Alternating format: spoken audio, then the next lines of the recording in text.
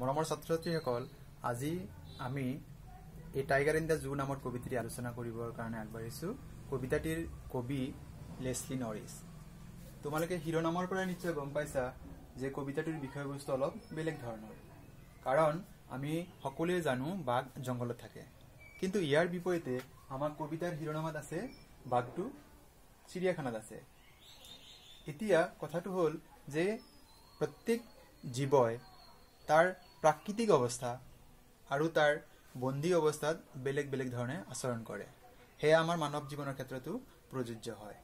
গতিকে আমি জনাত বাঘ প্ৰাকৃতিক অৱস্থাত থাকে, মুক্ত অৱস্থাত থাকে, তেতিয়া তাৰ ৰিয়েল পাৰ্চনেলিটি, তাৰ আচল স্বৰূপটো আমি গম পাওঁ, তাৰ আচৰণ বেলেগ ধৰণৰ হয়।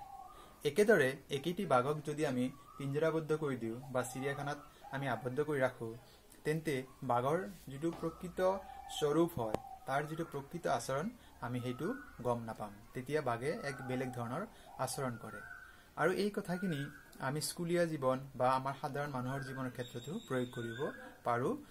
যেনেকৈ ভাবি লোৱা, তোমালোকে শ্ৰেণীকোঠাত শিক্ষক উপস্থিত থকা সময়ত তোমালোকে যি ধৰণে আচৰণ কৰা, শ্ৰেণীকোঠাত শিক্ষকৰ অনুপস্থিত তোমালোকে একেধৰণে আচৰণ কৰা নে? নিশ্চয় ভিন্ন হয়।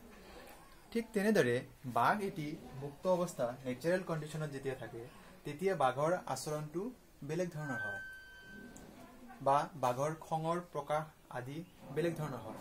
ইয়াৰ বিপৰীতে বাঘটো যেতিয়া বন্দী অৱস্থা, কেষ্ট কণ্ডিশ্যন বা বন্দিত্ব কৰি ৰখা হয়, তেতিয়া বাঘৰ আচৰণো বেলেগ ধৰণৰ হয়। এতিয়া বাৰু আমাৰ কবিতাৰ মাজেৰে লেছলি নৰিছ কবিয়ে কি ক'ব বিচাৰে তাৰ বিষয়ে আমি অলপ উমান লওঁ। আহাচোন বাৰু, কবিতাটোৰ প্ৰথম ষ্টেঞ্জাত দিয়া আছে, he stalks in his vivid stripes the few steps of his cage on pads of velvet quiet in his quiet race.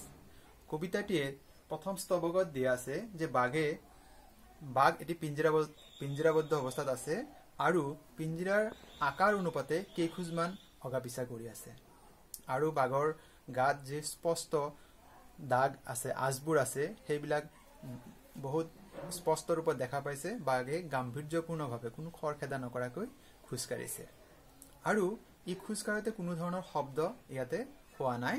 কাৰণটো হৈছে যি ইয়াৰ ভৰিৰ হাতোৰাত ই নোমেৰে আবৃত হৈ আছে, আৰু ইয়াৰ খং বৰ্তমান দমন কৰা অৱস্থাত আছে, কিয়নো ই পিঞ্জৰাত আবদ্ধ হৈ আছে। দ্বিতীয় ষ্টেঞ্জাত দিয়া আছে, he should be lurking in shadow sliding through long grass near the water hole where plump deer pass. দ্বিতীয় ষ্টেঞ্জাত দিয়া আছে যে বাঘে কোনো ধৰণৰ শব্দ উৎপন্ন নোহোৱাকৈ দীঘল ঘাঁহৰ মাজে মাজে আগুৱাই গৈ আছে। কিহৰ ফালে আগুৱাই গৈছে? ৱাটাৰ হোল, য'ত পানীৰ উৎস, হাবিৰ মাজত পানীৰ উৎস আছে, সেইফালে আগুৱাই গৈছে।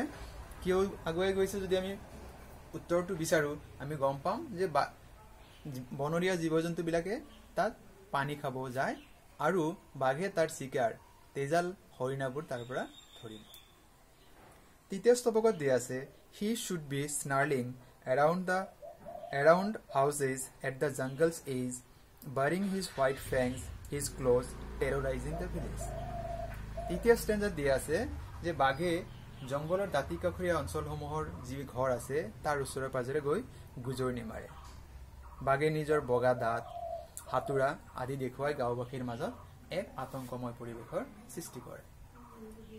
4 নম্বৰ ষ্টেঞ্জাত দিয়া আছে, but he is locked in a concrete cell, his strength behind bars, stalking the length of his cage, ignoring visitors.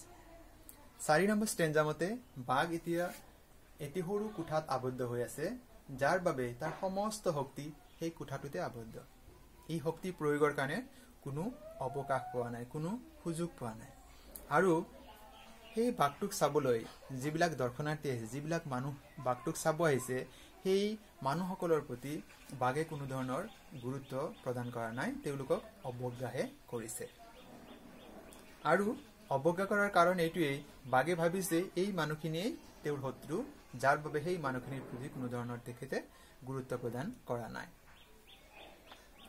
একেবাৰে অন্তিম পেৰাগ্ৰাফত দিয়া আছে, he hears the last voice at night, the patrolling cars and stares with brilliant eyes at the brilliant stars.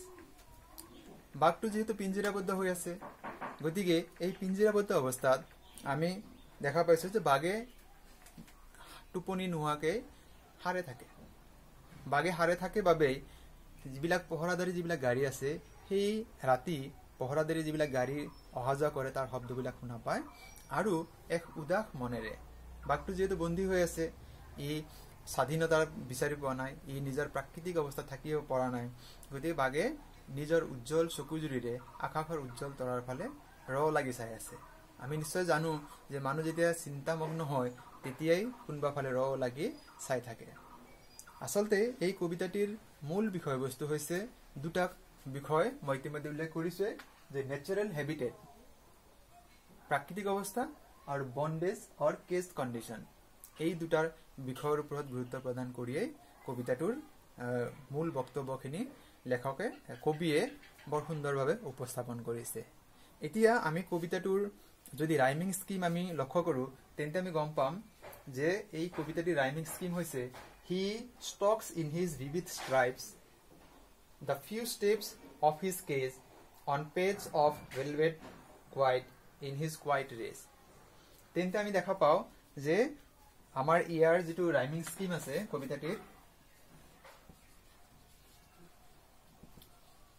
Rhyming scheme যদি দেখা পাওঁ তেন্তে আমি যদি এইটো এ বি চি বি আমাৰ এইটো ৰাইমিং স্কিম। আমি আচলতে লিখাৰ সময়ত এ বি চি বি আমি এনেকৈহে আমি লিখো। গতিকে পৰীক্ষাত তোমালোকৰ যদি প্ৰশ্ন আহে what is the rhyming scheme of the poem a tiger in the zoo, তেতিয়া তোমালোকৰ উত্তৰ হ'ব এ বি চি বি। ইয়াৰ উপৰিও আমাৰ ইয়াতে কিছুমান আমাক ৰাইমিং ৱৰ্ড পৰীক্ষাত আমাৰ বেছিকৈ দিয়ে। কেজ, ৰেজ, আমাৰ grass, pass, edge, village, birds, stars, cars, stars. গতিকে আমাৰ এইবিলাক আমাৰ ৰাইমিং ৱৰ্ডছ আমাক ইয়াত দিয়া আছে। গতিকে এইখিনিয়ে মূল কবিতা, যে আমাৰ যে একেটা জীৱ, এটা বাঘক আমাক লোৱা হৈছে, যে বাঘৰ জৰিয়তে বুজাইছে যে আমি যেতিয়া দুটা বিপৰীত পৰিস্থিতি থাকো তেতিয়া আমাৰ যিটো আচৰণ, আমাৰ যিটো পাৰ্চনেলিটি আমাৰ বেলেগ বেলেগ হ'ব পাৰে। গতিকে ছাত্ৰ ছাত্ৰীসকল এইখিনিয়েই তোমালোকৰ আজিৰ এই বিষয়টি আমি ইয়াতে সামৰিছোঁ। ধন্যবাদ।